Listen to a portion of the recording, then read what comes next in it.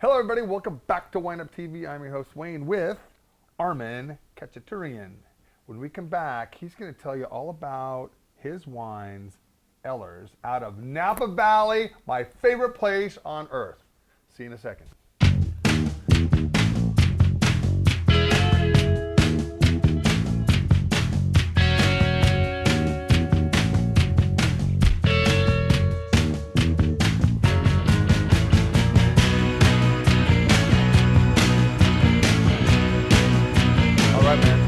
Welcome. Thank you.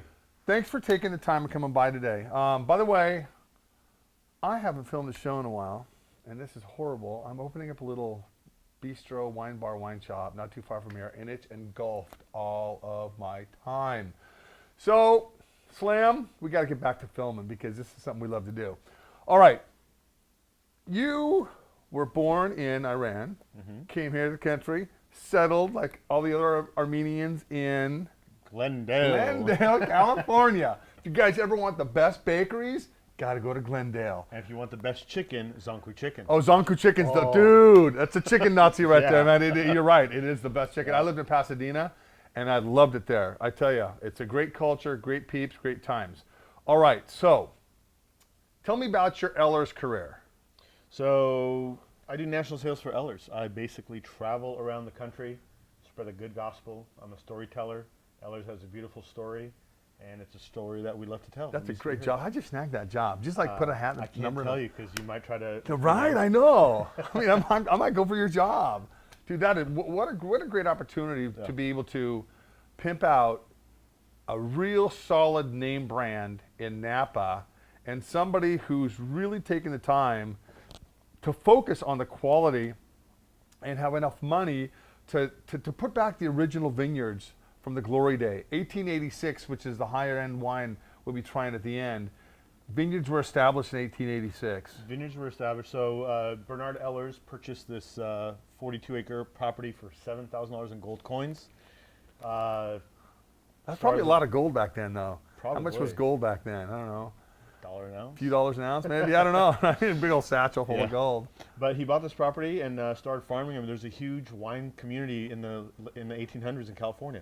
And he ran the winery until 1902 when he passed away. His wife Anne took over and ran the winery until 1921. Women didn't do that back then. Sure. Prohibition was in, and she sold the property to the Dominguez brothers. They pieced it off into 4 parcels, and it wasn't until the mid-1980s when the Leduc family from France came out, started buying up the property. Took them 15 years to piece the original 42-acre property back together again, and renamed it Ehlers Estate back to its original. So, true or false? They used to take the fruit from Napa and send it to Virginia? True. What were they thinking? I think every French person who owns a winery thinks they should own a winery in Virginia because Thomas Jefferson made great wine. Yeah, 1776, right? Yeah, but except Thomas Jefferson drank French wines all the time. All the time. Yeah. He was the first one, I think, to bring back clippings and to plant Cabernet Franc. Yes. That was one of his favorites. Yes, and they're still doing that in Virginia. Huh? What a trip. But so his accountants finally said, look, stop with this shipping fruit to Virginia, making Prince Michel wines. And so he sold off Prince Michel and started buying up and piecing the original property back together. All right, so kind of a cool map. Kind of shows you all the parcels right here. You can't really see it. However, you have to take my word for it. One of your lowest productions is a Sauv Blanc. Yes. Correct? 2011 had its challenges.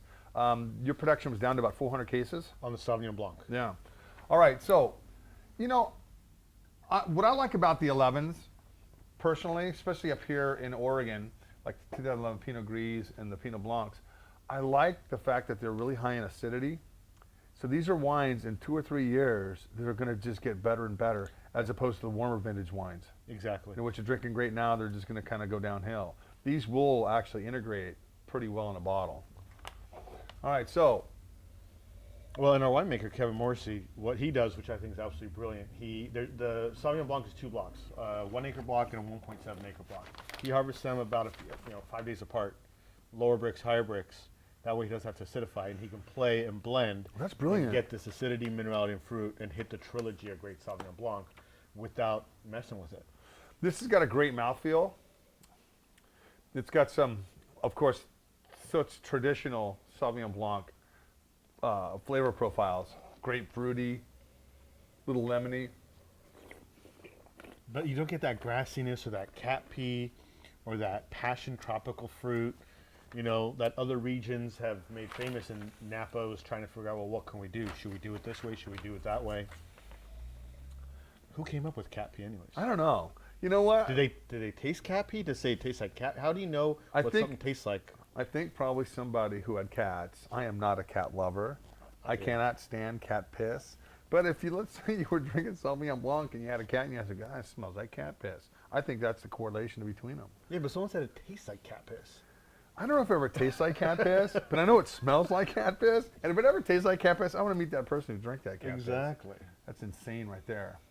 All right, so this is about what, 27, 28 bucks retail? Yeah. About that, right around there? Yeah. Under 30 for a solid Sauvignon Blanc. All right, let's hit some Merlot.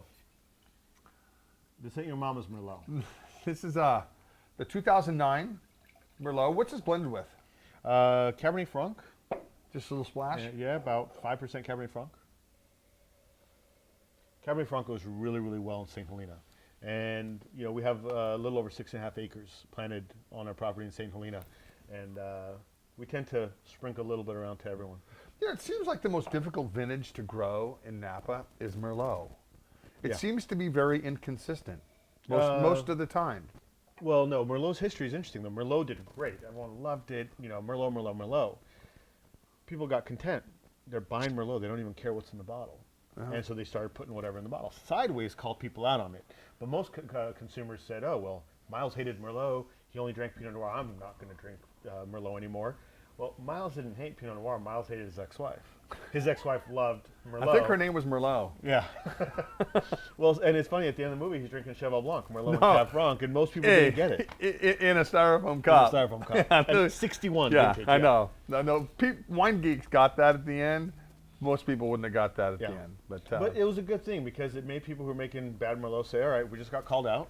Can't do it anymore. They went on the other side of the hill. Now they're making bad Pinot Noir. Okay. The moral of the story is if you make bad wine, you're going to make bad wine wherever you go. That's true. But there's so many great producers who make great Merlot. And when it's done right, it could be an absolutely phenomenal wine. So, Kevin Morrissey. he worked at Chateau Petrus. Yeah, in the 90s. So he should know a little bit about Merlot then. Yeah, a little. And he's also at Stag's Leap Winery in Etude. He did Stag's Leap Winery, Etude, then back to Stag's Leap Winery, and then he came to Ehlers. I like how the Cabernet Franc really rounds this wine out. It gives it that element. It's not that dusty tannin, 100% Merlot. It gives that element of a little bit of spicy cherry fruit to it. Yeah. And I really enjoy that in this wine. But the tannins are so well integrated. It's like silky smooth. They tannins. are. And they're, 10 and 11, I know people from Napa don't even want to admit this because we live in Oregon, so we have difficult vintage. We have our moments in every vintage. Last year, 2012, how are the 12s looking? Fantastic. They should be. I mean, if you can't make good wine in 2012, get a new job.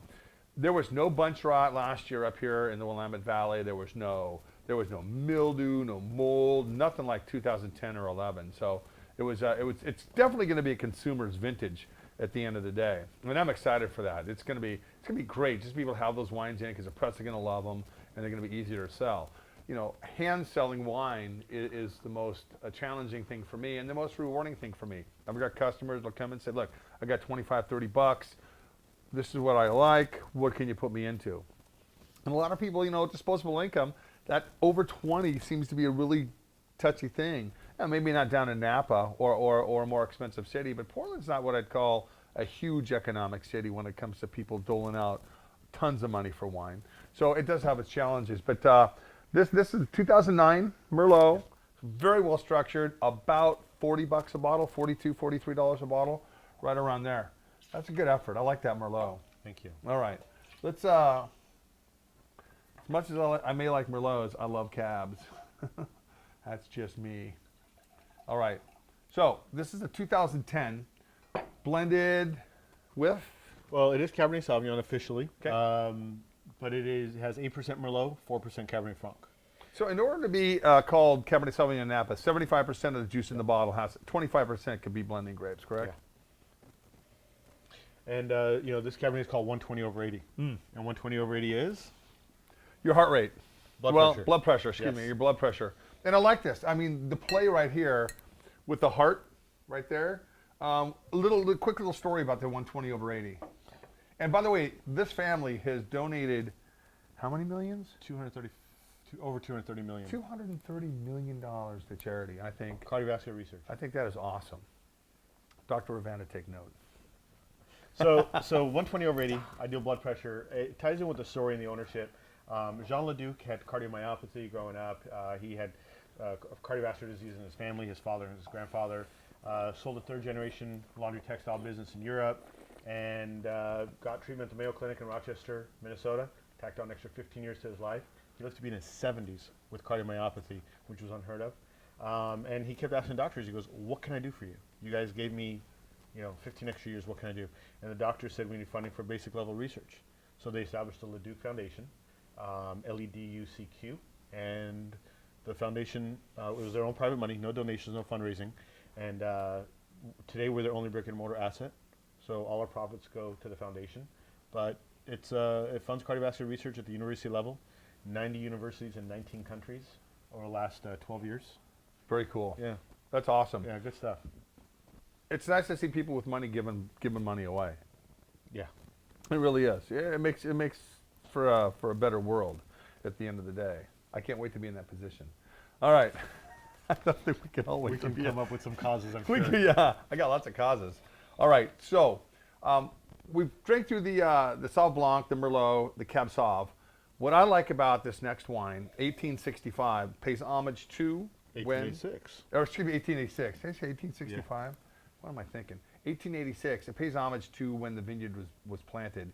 And look at how cool this bottle is.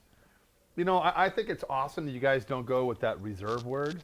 You guys just put it in a bottle. Yeah. And so there's, okay, you know what? We're going to kick this up a couple of notches, and this is how we're going to kick it up. We're going to make a cool bottle to where it kind of stands out reserve.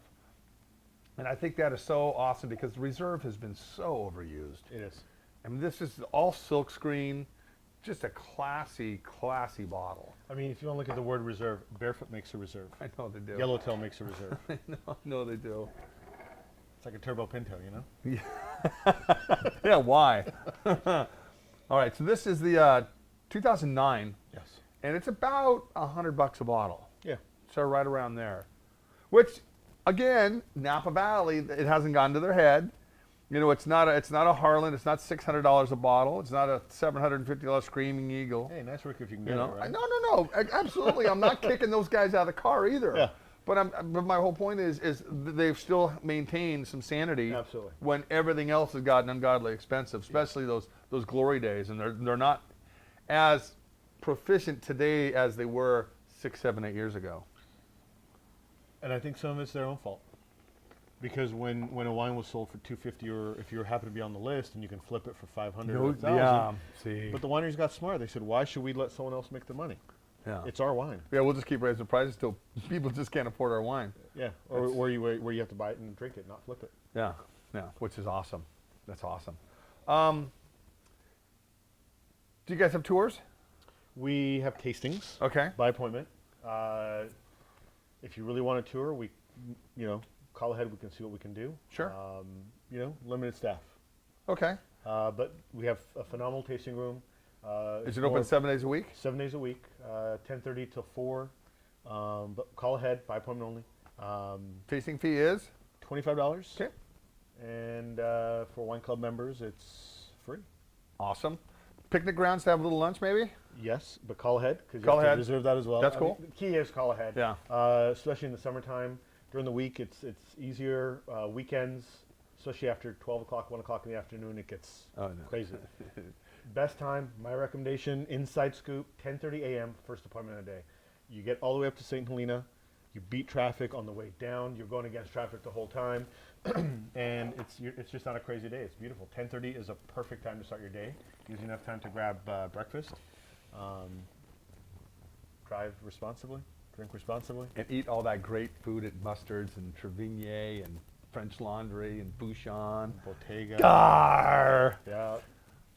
Armin, dude, I'm going to come down and see you. Please do. All right, I think this winter, or this fall, we're going to take a trip down to Napa, and I'm going to interview a bunch of different people down there, but it should be awesome.